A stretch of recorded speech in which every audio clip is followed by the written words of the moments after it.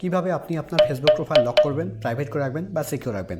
Friends, Facebook profile lock করে রাখলে কী হবে, আপনার ফেসবুকে যারা ফ্রেন্ডস আছে শুধুমাত্র তারাই আপনার ফেসবুক প্রোফাইলে ঢুকতে পারবে, তারাই আপনার ফেসবুক প্রোফাইলে সব কিছু দেখতে পারবে। আর আপনার ফেসবুক প্রোফাইলে যারা ফ্রেন্ডস নেই তারা আপনার ফেসবুক প্রোফাইলে কোনো কিছুই দেখতে পারবে না।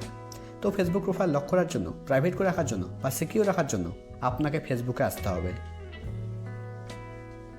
ফেসবুকে আসার পর একদম উপরে ডান দিকে দেখুন একটা 3 লাইন আছে, আপনাকে 3 লাইনে ক্লিক করতে হবে। আপনার এখানে প্রোফাইল লোগোও থাকতে পারে, যদি আপনার ক্ষেত্রে এখানে প্রোফাইল লোগো থাকে তাহলে আপনি প্রোফাইল লোগোতে ক্লিক করবেন। অথবা আপনার ক্ষেত্রে এই 3 লাইন যেটা আমার একদম উপরে ডান দিকে শো করছে সেটা আপনার ক্ষেত্রে একদম উপরে বাঁদিকেও থাকতে পারে। যদি আপনার ক্ষেত্রে একদম উপরে বাঁদিকে 3 লাইন থাকে তাহলে আপনি একদম উপরে বাঁদিকে ক্লিক করবেন।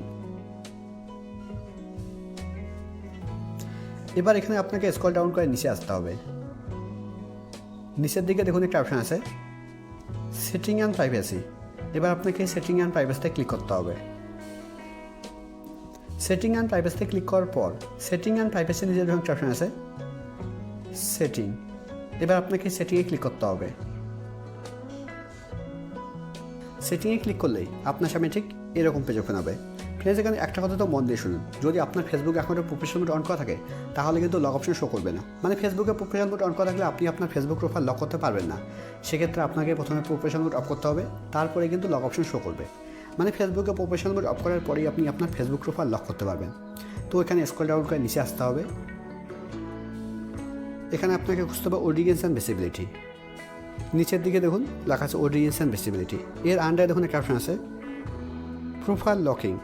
এবার আপনাকে প্রোফাইল লকিংয়ের উপরে ক্লিক করতে হবে। প্রোফাইল লকিংয়ের উপরে ক্লিক করার পর এবার একদম নিচে লগ ইউর প্রোফাইলের উপরে ক্লিক করতে হবে। এই লগ ইউর প্রোফাইলের উপরে ক্লিক করলে আপনার ফেসবুক প্রোফাইল লক হয়ে যাবে। এবার একদম নিচে ওকেতে ক্লিক করতে হবে।